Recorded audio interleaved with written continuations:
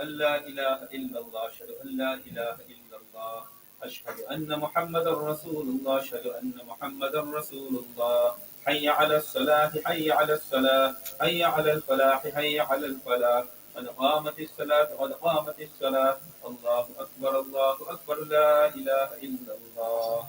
Please take a moment to straighten your rows. Show you're standing shoulder to shoulder and your heels on the line.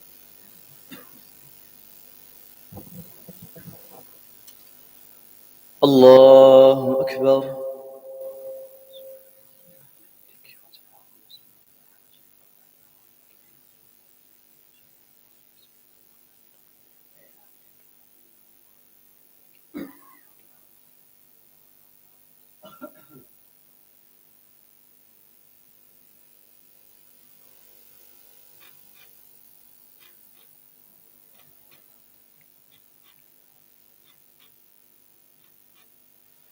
الله أكبر.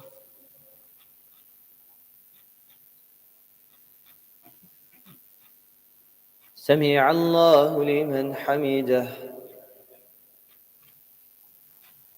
الله أكبر.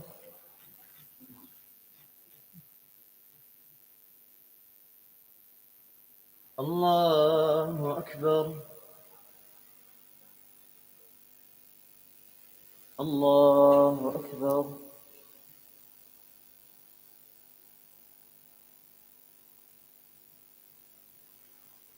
الله أكبر.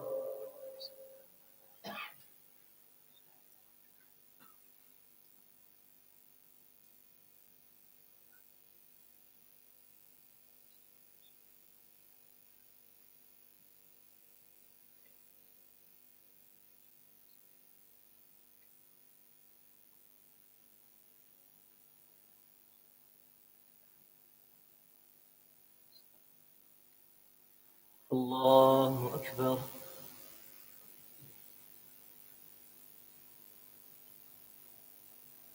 سمع الله لمن حمده. الله أكبر.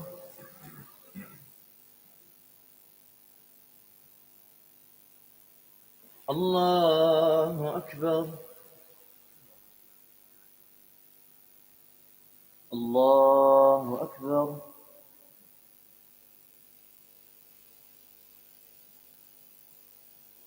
الله أكبر.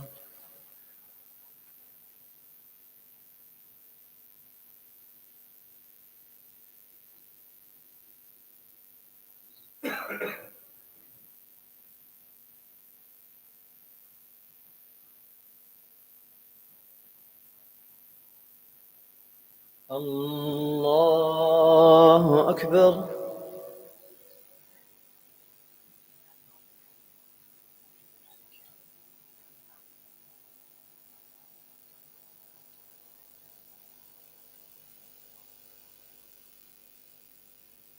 الله أكبر.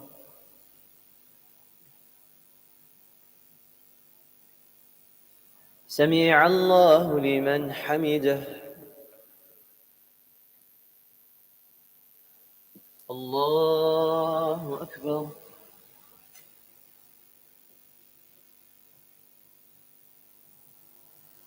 الله أكبر.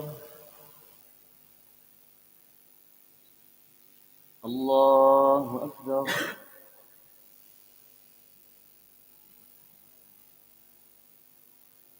الله أكبر.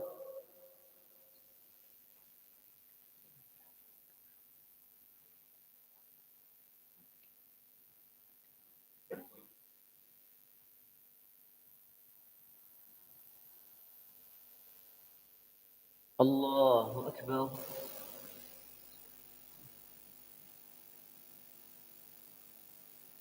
سمع الله لمن حمده.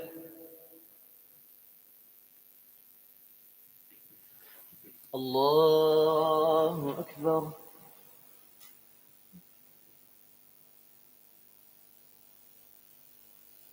الله أكبر. الله أكبر.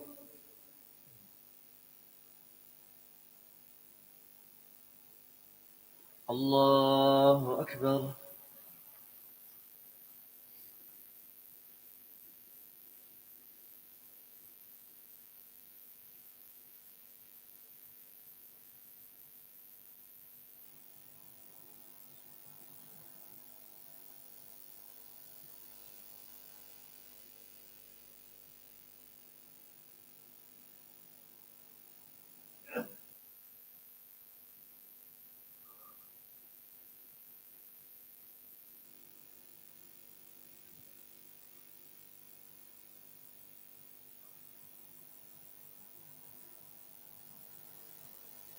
السلام عليكم ورحمة الله. السلام عليكم ورحمة الله.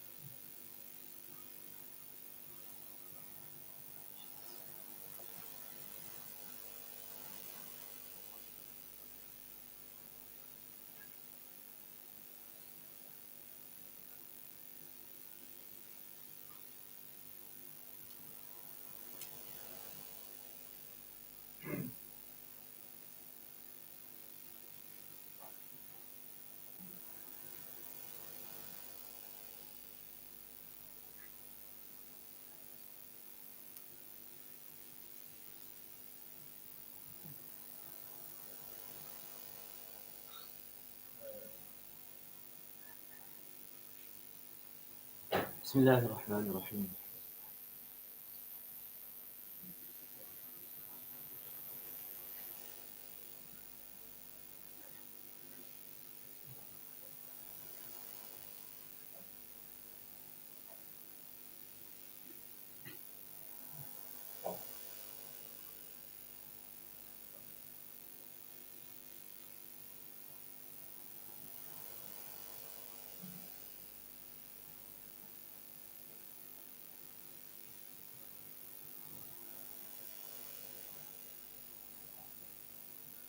اللهم أنت السلام ومنك السلام، تباركت يا ذا الجلال والإكرام.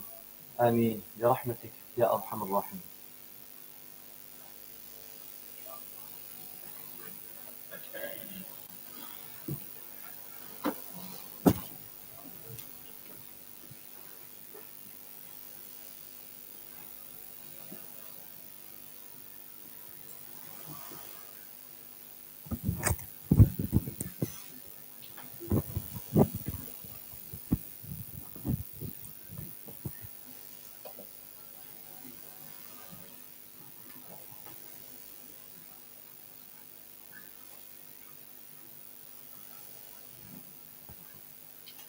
بسم الله الرحمن الرحيم. الحمد لله وكفى، والصلاة والسلام على نبيه المصطفى وعلى آله وأصحابه ومن والاه.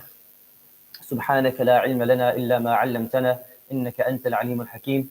اللهم انفعنا بما علمتنا وعلمنا ما ينفعنا وجنبنا الفواحش والمعاصي والخطايا والزلل.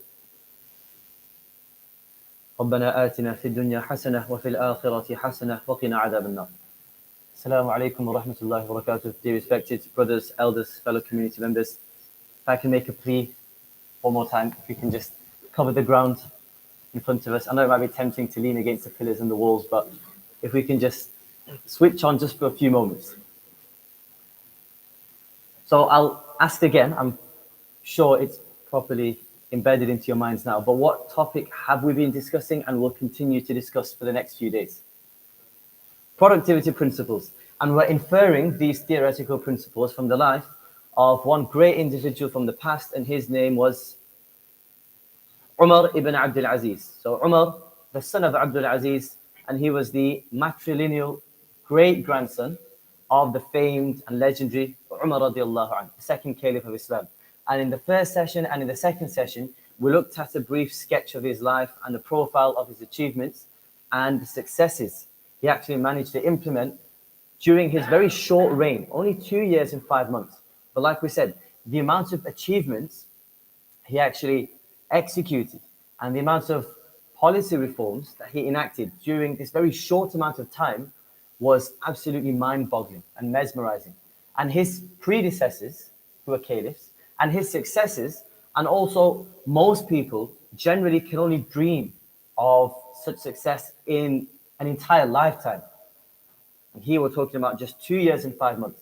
And there's a reason why we've picked him, because of how he devoted himself to achieving excellence in his worldly endeavors and in the hereafter. So he didn't let any suffer at the expense of the other. He never compromised on either one of the two, and he didn't jeopardize his roles in this life and in the hereafter. So we listed a few of his accolades in the last session, and now we come to a close of his lifetime itself. We just have two main achievements to highlight. Number one is, whenever you hear anybody quoting a hadith, then they're most likely going to quote it from the two most authentic compilations of hadith. And they are those of Imam al-Bukhari and Imam Muslim. Now, these two great scholars and giants of the hadith sciences came maybe 2 centuries after the Prophet sallallahu alaihi wasallam. So it's not as if the hadith were preserved orally and then out of a vacuum, Imam Bukhari and Imam Muslim were parachuted down from the heavens, and now you have a written, codified form of hadith. Right? There was a lot that happened in between. But from the Prophet's time all the way up until the time of Umar ibn Abdul Aziz, that's nearly 90 years, most people transmitted hadith and codified hadith and preserved hadith orally.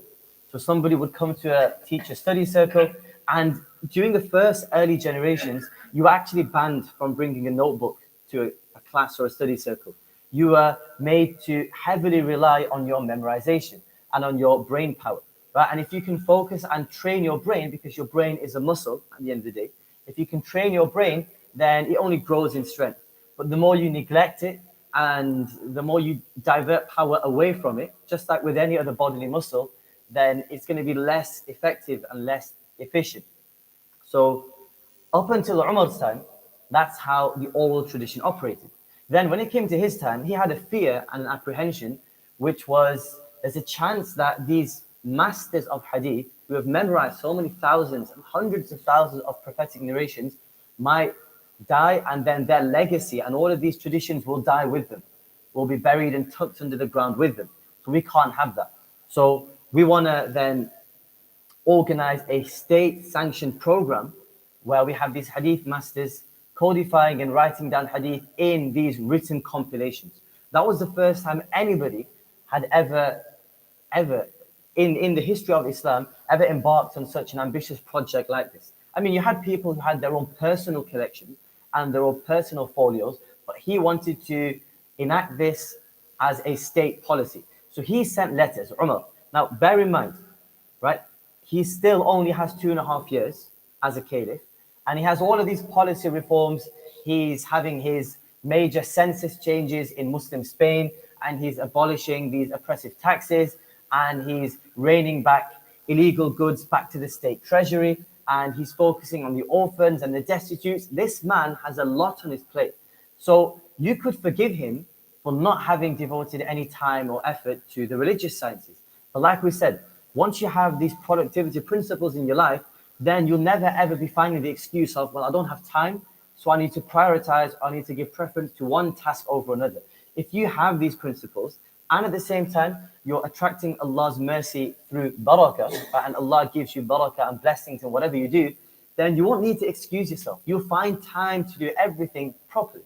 So he managed to devote a considerable amount of state resources and state funding to this mega project of his, and it was a mega project. So he sent out legal edicts to governors and scholars in different provinces telling them, look, I'm going to give you a yearly, monthly stipend and allowance. I don't want you to do anything else except for collating and gathering hadith and then making written compilations. Right? And then the first properly official written compilation of hadith was produced during his era by a great scholar called Imam az-Zuhri. Right? And this was the first step in a long chain of events which ended up culminating in Imam Bukhari and Imam Muslim, right? So the two compilations that we take for granted today bear their origins from the task of Umar ibn Abdul Aziz, right? So now imagine any hadith you hear quoted from the pulpit, Imam Bukhari references this and Imam Muslim quotes this. The reward will automatically go back into the bank of deeds and account of good deeds of Umar radiallahu anhu, of Umar ibn Abdul Aziz, right? Then we had, just to touch upon his own personal piety and scrupulousness, he would actually come late for the Jumu'ah prayers. Remember, he's a caliph, right? And if you're a political leader in Islam, then that doesn't mean you can now shirk your responsibilities towards the religious precepts and the religious principles, right? Because you're a political leader, it doesn't mean you have a watered down code of Islam to follow. It means you now have a higher benchmark and a higher standard of religious morality to abide by, right? It's not as if you're not let off the hook because you're a politician.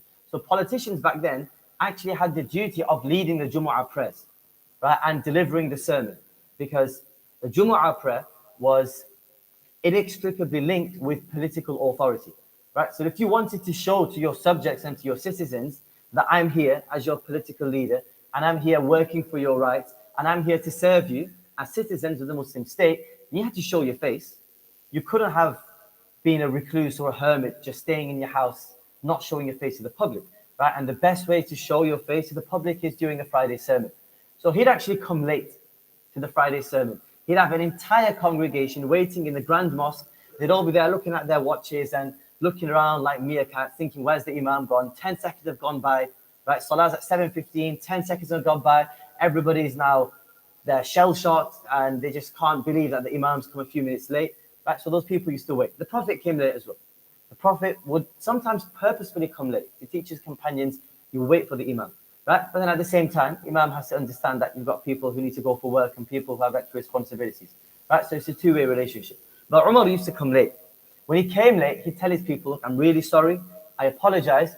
I came late because I only have one garment to wear. I only have one piece of clothing. And Friday is wash day. Friday is laundry day. And I have to wait for my piece of clothing to dry. This is a caliph, somebody who's an equivalent of a sovereign state leader, of a sovereign king. And he only has one piece of clothing to wear, which just shows as soon as he became the caliph, it wasn't as if right now all the riches of the land can now be exploited and extorted by me. It was the exact opposite. This isn't my personal property. This is property of the state. So he was ever more cautious with every single penny. He was ever more apprehensive. One time he came back into his house and he had young children as well.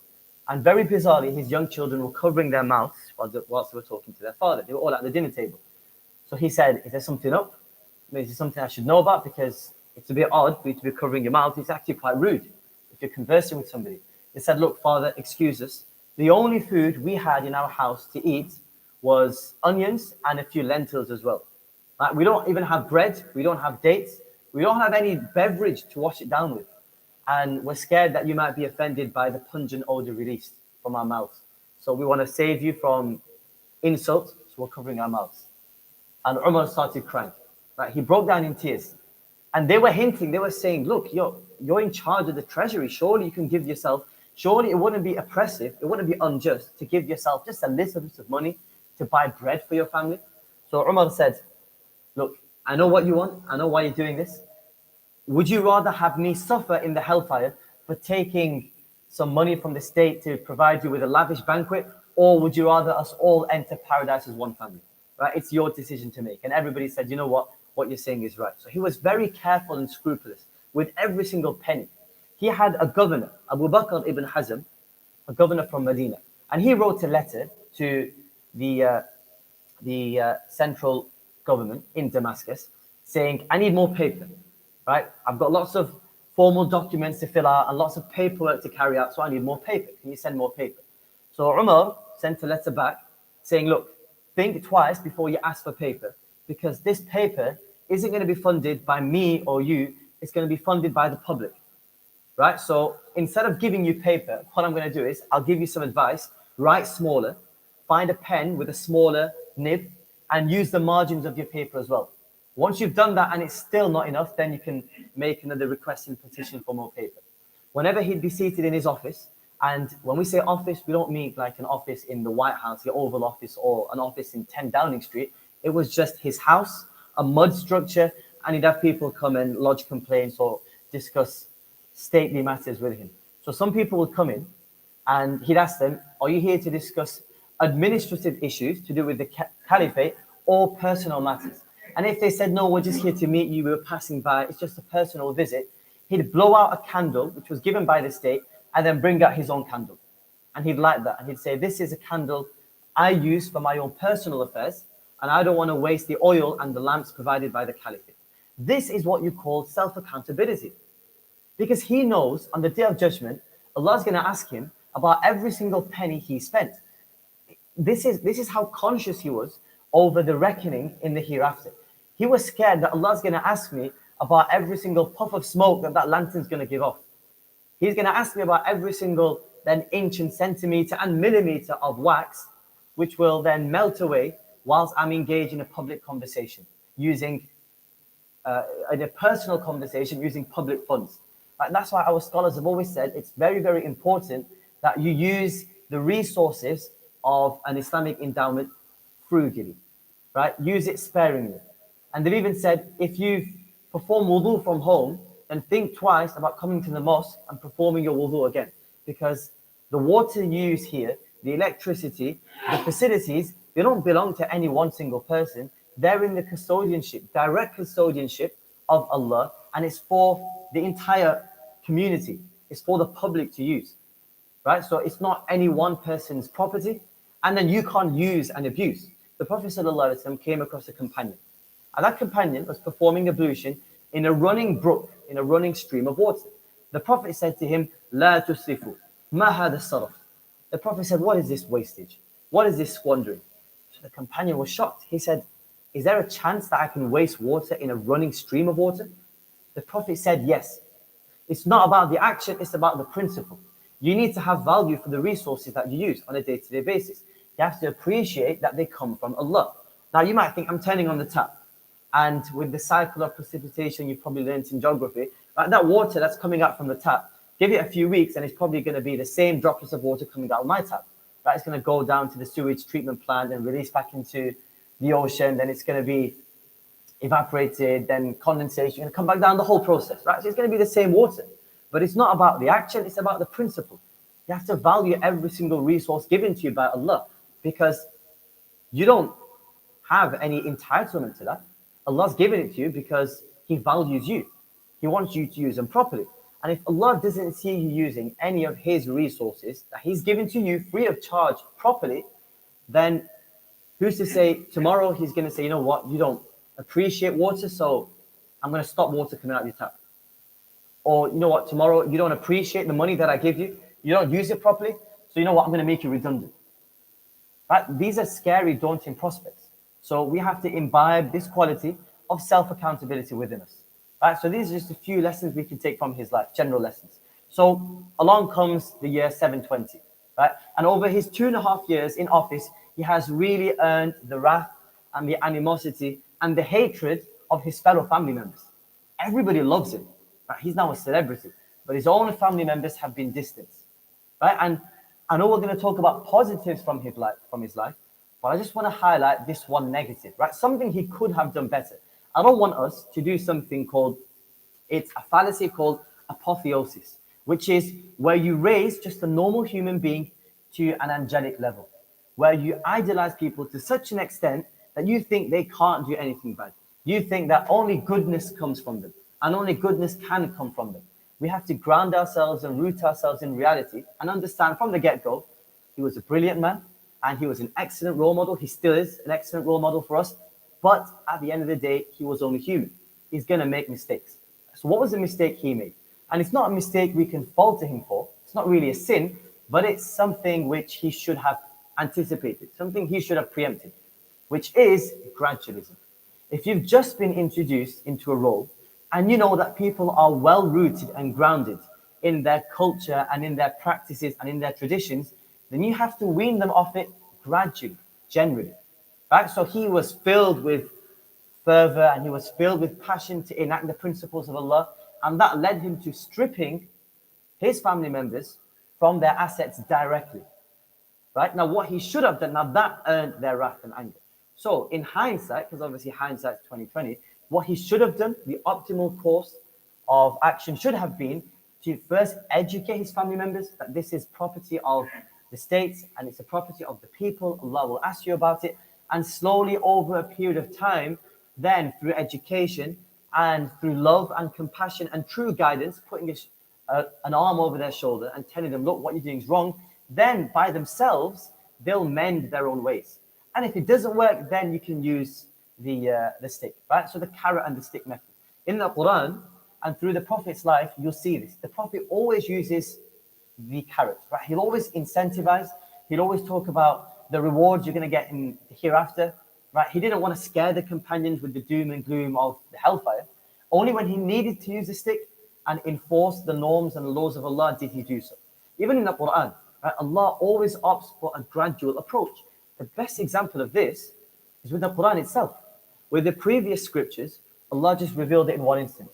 With the Bible, with the Torah, with the Psalms, they were revealed in one go. But the Quran was revealed over a gradual, incremental process of 23 years. Why? So that people can become accustomed to it. You can't expect people to change overnight. Imagine if the companions were just given the Quran, it was just thrust at them in one night, and then overnight they're expected to pay zakah and offer their salah and stop drinking and then mend their social norms. It would have been an impossible task, right? It would have been impossible to carry out. But Allah wanted to gradually ease them into the process over 23 years. So the point we're going to look at today is proactive and engaging, involving parenting. Right? And one key point is gradualism. So you can't come to the Imam and complain, my son, he's mature and he's reached the age of puberty, he's 15, 16 years old and he's not coming to the mosque. Right? Can you have a chat with him? Can you pull him to one side and maybe try and incentivize it? So the first thing I'd say is, right, the Imam is a last resort. Right? The Imam is like your 999. It all starts with you as parents and as guardians. Right? You can't expect them to change overnight if you haven't endeared them towards Salah. If you haven't from a young age, from even before Salah became obligatory, if you didn't make a small little special corner in your house, or when it was Ramadan, you said, you know what, you can come to the mosque with me or with your daughters, have a play hijab, use it as a costume and a headscarf. You have to ease them into it gradually, right? It's a long-term process. You have to strategize, you have to be in it for the long game. You can't expect to say, you know what, he's still young and he's still got his GCSEs and he's got school and he's got work and he's got lots of commitments. Just let him off. You can't continue to excuse them. And then when it comes to the crunch, when push comes to shove and they're not reading, you can't complain because you have to instill the love for following Allah's principles and Allah's laws and commandments from a young age. That's what you call gradualism. Otherwise, if you expect to impose these laws on them, from the moment they become mature, you're going to break them. They're going to snap. Right? And then you lose them forever. Right? If you're going to try and force them to come to the mosque, when you're not there, then who's to say they're going to carry on coming to the mosque? I always tell my students, look, do your work, not because I'm telling you to do it, but because you really want to achieve success and you want to achieve excellence. Because when I'm not there, during the holidays, I can't ring you every single day. I can't chase upon you. I can't force you to go to the mosque. You have to create the willpower and determination to do it yourself. Now, where does that determination come from? Where does that self-courage come from? It comes from parents. You have to instill love and a genuine appreciation for Allah. Only then will they gravitate towards the mosque without you having to tell them. And you might even reach a stage where they're saying, you know what, Dad, come on. They're dragging you to the mosque and they're dragging you out of bed for Fajr. Right? But it all starts from a young age. The best thing to do is to expose them to scholars, to expose them to pious people, expose them to these elderly pioneers we have here, bring them to the mosque, right? And as people who might not have children, young children, or as people who might have old children, right? It's our job. What can we do, right? Parents obviously have their role, but it's our job to create a friendly, hospitable environment in these mosques, right? There's no point somebody new coming into the mosque or a young child running into the mosque. Children are going to misbehave, right? Parents have to keep them on a leash to an extent, but children are children, right? They're going to misbehave. They're going to then get to a little bit of mischief here and there. But if we don't have them in the mosques, then we'll be complaining 10 years down the line because they're on the streets. right? So you have to create a hospitable, welcoming environment. Right? And if they do something wrong, then just try and explain to them nicely. It's not as if we have to go all guns blazing and gung ho the first time. But we have to explain to them with love and compassion and understanding.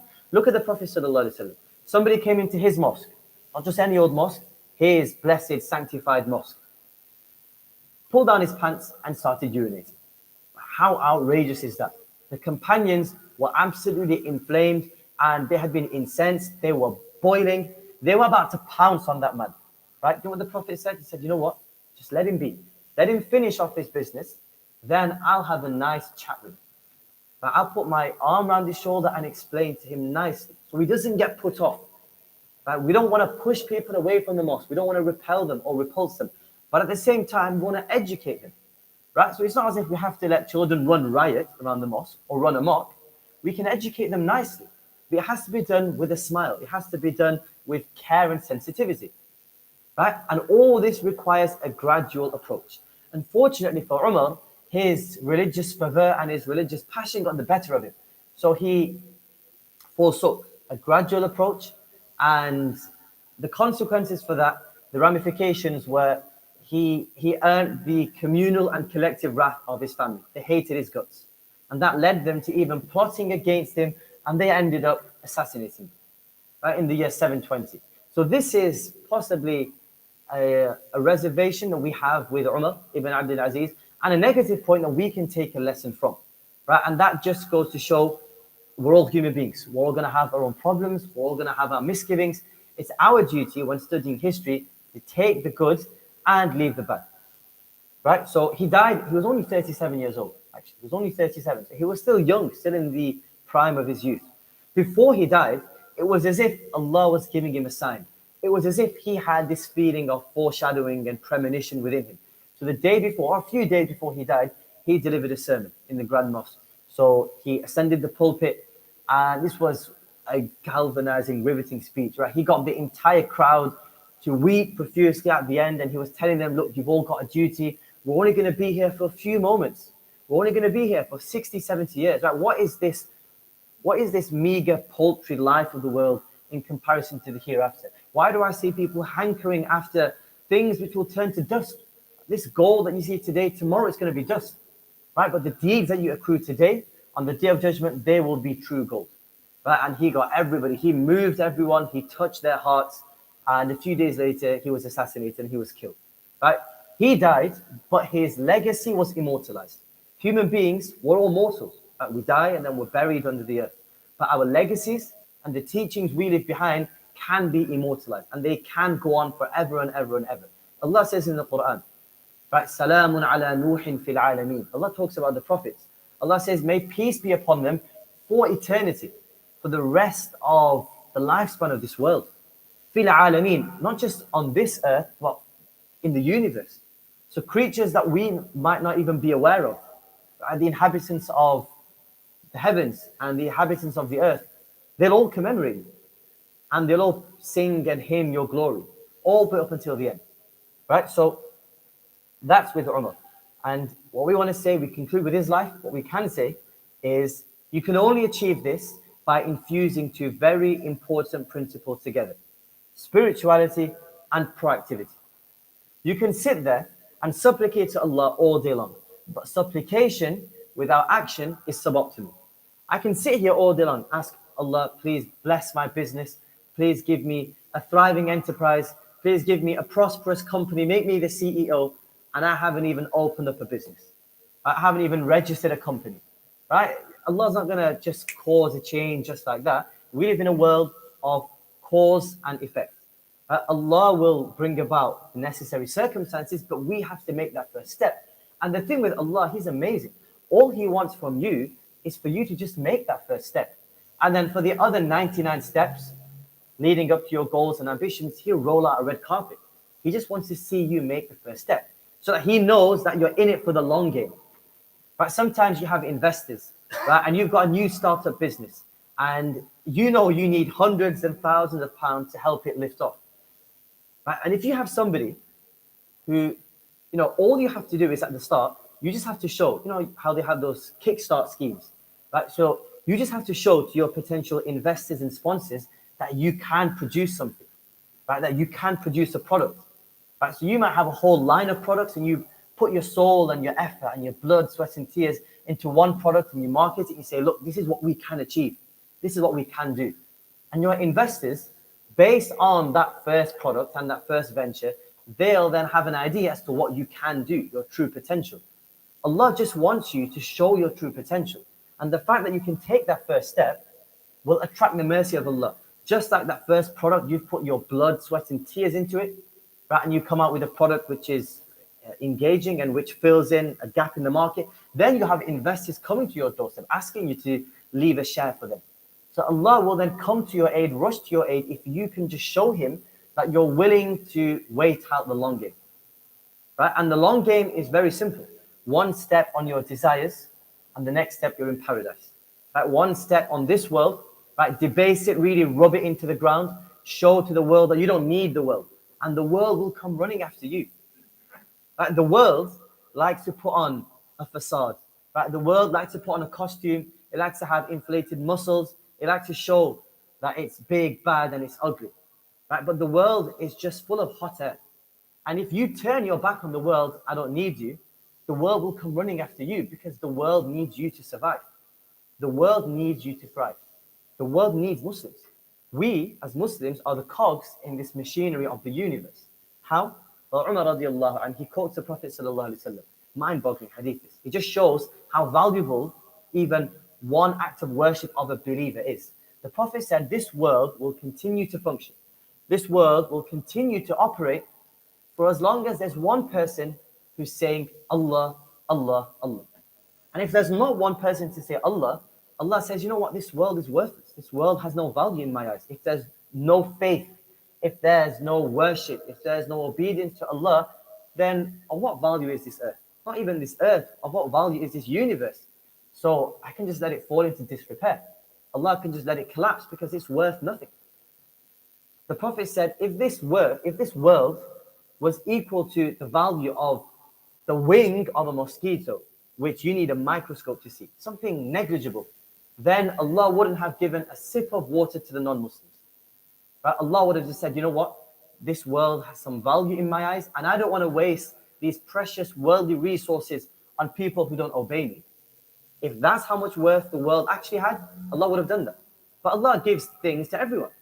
Right? You have non-Muslims who are millionaires and billionaires and trillionaires. Just have a look at the Forbes list. Right? And you've got Elon Musk and Bill Gates and Jeff Bezos at the top. Right? But that's not a sign of acceptance. That's not a sign or a symbol that worldly power equates to acceptance in Allah's eyes. Right? Because this world is worth nothing. So that's what Umar teaches us. This world is worth nothing. The hereafter should be your main objective and goal. So let's segue into, maybe if we can finish off in the last 10 minutes. Let's segue into our first productivity principle, which is actually on parenting. And like I said, you might be a veteran parent and your children might be 20, 30. They might have long moved out and migrated from the nest. You might even be married, right? But these are very important principles because as somebody who's not married or a parent who doesn't have children, you will have children, right? So you need to prepare yourself. Right? Just like we prepare ourselves for everything else, if you fail to prepare, then prepare to fail. Parenting is no different. And for people whose children might have already moved on, then somebody else's child is your daughter as well. Somebody else's son is your son as well. Right? And this is the problem that we have. That's his daughter, that's his son, that's his children. But as a collective community, his child is the community's child, and his son is a community's son. So you should treat everybody else's child as if it's their own. And you should look out and have this care and compassion and concern for everybody else's child as if they're your own child. The Prophet ﷺ, that's how he worked, that's how he operated. Right? A lot of his grandchildren died early on. A lot of his boys died early on, died during their infancy. But he showed love and compassion to children who had no relations with him, like Anas radiallahu anhu. And he took Anas radiallahu anhu under his wings. Anas was only a young boy. And his mum said, you know what? And again, this is what you call proactive parenting. His mum didn't think to himself, Anas, his mother, he's only young, he's in his infancy, let him just relax and let him just play around with the youth. Let him just do what he wants. And then when he's older, I'll send him to the mosque. Then when he's older, I'll maybe stamp down my authority. Then when he's older, I'll tell him off. But from a young age, he was less than 10 years old. And she said, you know what? With all due respect, she probably said, you know what? Get out, go to the Prophet and serve him. Right? Go to the Prophet and do whatever he needs. You be his sidekick. Right? You be his servant and companion. Not because the Prophet needed a companion, not because the Prophet was infirm or disabled, the Prophet couldn't do anything, but because Anas needed the Prophet. The Prophet didn't need Anas. Right? We need our scholars. Our scholars don't need us. Our elderly folk here, they don't need us. We need them. Right? They are dripping and oozing with wisdom and life experience, which we need from them. Right? So Anas was sent. And Anas said, I was with the Prophet for 10 years. I have no relation with him. He's not my uncle. He's not my father. He's not my great-grandfather. He's not even my cousin. Right? But for those 10 years, I made some major botch-ups. Right? As a child, he's going to make mistakes. One time the Prophet sent him on an errand and he got distracted with a bunch of children playing on the streets. The Prophet came out and gave him a light tap and he said, come on, we've got some job to do. Anas said the Prophet never said uff or e or ah or oo. He never tutted at me. He never scolded me. He never told me off. Whenever he needed to keep me in line, he'd do it with love, clemency, compassion, and care. And that's how this one companion, Anas radiallahu anhu, because of the proactive parenting of his mother and because of the friendly face of the Prophet, he later went on to become a legend. Right? People would travel from distant, far off, far-flung lands just to meet Anas radiallahu anhu. He resettled in Iraq just to meet Anas radiallahu anhu. He was one of the last surviving companions. He lived till the age of maybe around 1995. And in some variations, our own Imam Abu Hanifa actually served Anas radiallahu anhu as well. Right? So he was a disciple of Anas radiallahu anhu. Where did that come from? It came from proactive parenting and exposure at a young age. Right? Because as a child, you're like a piece of clay. Right? When it comes to pottery, then during those first crucial formative moments, you have to mold your clay pot. Otherwise, when it dries, then you can't do anything with it now. If you really want to correct it or rectify it, you risk breaking it and damaging it. Right? And once you reach that point of no return, then you've lost. The battle's gone. It's an irreparable situation. So what you have to do is, from a young age, instill all of these good qualities within them. Right? So what we want to hit home here today is, as people who live in a community, we have to understand greatness and achievement doesn't come from a vacuum. It doesn't come from nowhere, right? And it doesn't parachute down from the heavens. Greatness is a product of excellent parenting, right? And Umar's case was no different. For Umar, his parents, more so his mother, Layla, may Allah be pleased with her, she made 3 enormously important decisions when he was a child. And these weren't easy decisions to make for any parent, or any mother more so, a heartfelt mother. Right? These were very difficult, psychologically difficult decisions, but she made them in the best interest for her son. Now, when we read about the life of Umar, it might be odd to hear from a contemporary point of view, from a contemporary worldview, that his father doesn't really feature much during his young age, because his father was busy at work. He was running a province and he was a governor. There are a few accounts that we have wherein his father played a direct role in his son's upbringing. The more accounts and narratives we have actually come from his mother. And there's a reason for that. Right? There's a reason for that, which has been completely brushed under the carpet in today's progressive 21st century era, which is they lived in a society which appreciated traditional gender roles. Right? And most 99% of the world cultures, maybe up until 150, maybe 200 years ago, appreciated that men and women have specific roles which are complementary. Right? These aren't discriminatory. They believe, other cultures will believe, this is how we've done things. This is how our forefathers have done things. For us, as a religion, divinely sanctioned by Allah, we know that these roles have been given to us and instated and legislated and advised by Allah Himself. The man has a certain physiological makeup and a certain psychological structure which allows him to carry out X, Y, and Z roles. And a woman has a different physiological and psychological makeup which allows her to carry out different roles as well, right? And when we talk about feminism, then when people talk about feminism, they think that women are being oppressed by the pervasive patriarchy, right? And men are there to suppress and inhibit the natural potential and eventualities of women. But really, if you want to dismantle feminism from an Islamic point of view, then all we have to say is, from an Islamic point of view, then we realize men actually can't do things without women. We actually need our mothers and sisters and daughters, right? Because if we didn't have them, then, I mean, how would we be able to rear up and raise children with care, compassion, and love, right? And parents will know this. Dads will know this.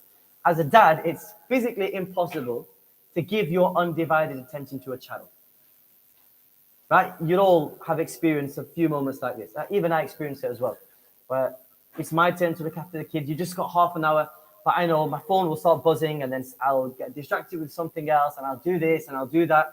I'll be there just as a ghostly figure in the background. But then when mom comes along, then mom blurs everything out and it's just her and the child. It's as if nothing else in the world matters. Even when there's laundry to do or there's washing up to do, that can be put to a side. The child comes first, right? And it's just about giving them attention. There are 3 A's which every single mother and father needs to give to their children, more so daughters, right? Because sometimes it's very difficult at an older age, at an older stage for daughters to keep a grip of them, right? There are more things calling them from the outside world, calling them away from their parents, calling them away from traditional Islam. The 3 A's, very important. Number 1 is you have to give your children affirmation.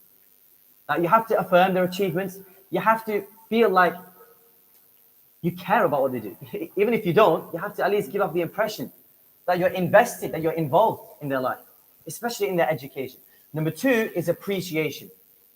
You have to appreciate every small thing that they do. Make them feel loved, make them feel included. But even if you might have crucial, important family decisions, and even if their opinion might not hold any weight, even if you know they're going to give a silly, ludicrous opinion, just still make them feel included. Now, what do you think?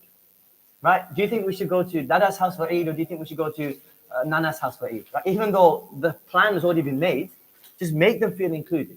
Right? Affirmation, appreciation, and the most important one, which is affection. Because if they don't find affection from their own parents, they'll look for it outside. They'll look for it in drugs. They'll look for it in illegal relationships. They'll look for it in social media. They'll look for it in detrimental, ruinous, dangerous friend circles. Right? And then it becomes too late. Right? Then they'll have severed their connection. Right? That artery will just dry up and it will go cold. Right? So these 3 A's are very important. Right? So these gender roles are important and they're complementary. Right? They supplement one another without the slightest trace of injustice and oppression. Right? So we have to at least identify these balanced roles, and there are going to be overlaps. Right? Sometimes you might have a situation where the bills are racking up, right? And mom might need to go to work, right? So you have to weigh up the pros and cons. If mom's going to work, is it going to have a detrimental, negative effect on the upbringing of our children, right? Are we going to have to constantly outsource our children's education and upbringing and nourishment to government agencies, right? Or to an outside institution? Because we have to appreciate is you as parents are primary givers of education, right? When it comes to philosophy and morals and characteristics, right? You can't then expect the school to deliver fully 100%. You can't expect the madrasa teacher to do that. Right? You as a parent, you have your child for maybe 15 hours a day. School has them for 8 hours. The madrasa teacher has them for 2 hours. It's unfair to expect the madrasa teacher to teach your child Quran and tajweed and Islamic law and hadith and how to perform ablution. And then when you come home, you think, you know what? He's done all the Islamic side. I can just spoil my child and I can just go ham and I can just unleash them at home. That the teacher plants the seeds. It's now the responsibility of the parents to water, to nourish, to provide light and optimal conditions for that seed to blossom and to flourish. Right? It's a collective approach, but parents have to be at the forefront. Right? You have to be involved. You have to be engaged. Right? So when it comes to Umar ibn Abdul Aziz, the 3 very crucial, important decisions his parents made, more so his mum, were you just can't overstate the importance here. And I'll just mention them now, and then we'll move on tomorrow, and we'll flesh them out tomorrow. If you can remember, Umar's family lived in Medina, right? Because from his father's side, he was an Umayyad. From his mother's side, he was a Faruqi, right? He hailed from the lineage of Umar radiallahu anhu. So they lived in Medina. Then his father found a provincial job in Egypt as a governor, as an administrator, right? So the whole family needed to relocate. But his mother, Layla, put her foot down. May Allah bless her. She put her foot down and she said, you know what? I don't think Egypt is the best environment to bring up a child, to rear a child. Like, what better environment is there than Medina, like, which is filled with scholars and filled with sages and filled with saints and filled with ascetics. So as difficult as this decision is for me to make, right, I think we should leave Umar here in Medina. And leave him not just to his own devices, not just to a very broad educational makeup or structure, right, or institute. We want to leave him in the capable hands of somebody we can trust.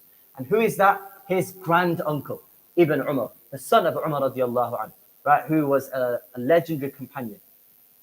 Right, and we're going to leave him be, and we're going to leave him in the capable hands of these scholars. Right? And then the whole family moved and migrated to Egypt. Now, this is before the technological age. Right? They didn't have easy means of communication. They didn't have phones, or they didn't even have Morse code or the telegraph. None of that was invented. So for her to part ways with her young son indefinitely, it's not as if, right, you've got a course and the program lasts for 5 years or 6 years, then you'll see him and he'll be back for the winter break or the summer break. That's it. You part ways. I mean, you could die without having seen him. He could die without having seen him. But she realized everything has to be put to one side, and my son's education has to be prioritized, right, at the expense of the family and at the expense of my own motherly love and affection for my son. She had to swallow a bitter pill, but look where that landed her son, right? And everything her son does, and we've just listed, we've just talked about, discussed all of his achievements. Right? Where do you think that's going to go to? That's all going to go to his mum. His mum's going to get all of that reward. She'll be presented on the Day of Judgment with a mountain's worth of reward. And I always like to imagine she's there scratching her head thinking, I only lived for 60 years. There's no chance I could have carried out all these deeds. Right? So she must say to Allah, you know what, Allah, I think you got it wrong. Right? This can't be my scale of deeds. Allah will say, you know what, no, it's right. You might only have done a restricted, small, negligible amount of good deeds, right? But you poured your heart and your soul out into your son. You made those difficult decisions. You swallowed those bitter pills when he was a child in his infancy, and he grew to become a caliph who revolutionized the world. And all of the reward that he gets, right? You don't get a share of that, you get all of that. That's the reward that we'll get for this proactive and involved parenting. So we'll carry on with our discussion tomorrow. We ask Allah subhanahu wa ta'ala that He allows us to rear our children in the best possible way, excellently, so that they become the future leaders and flag bearers and champions of Islam. Ameen wa akhiru da'wana alhamdulillahi rabbil alamin.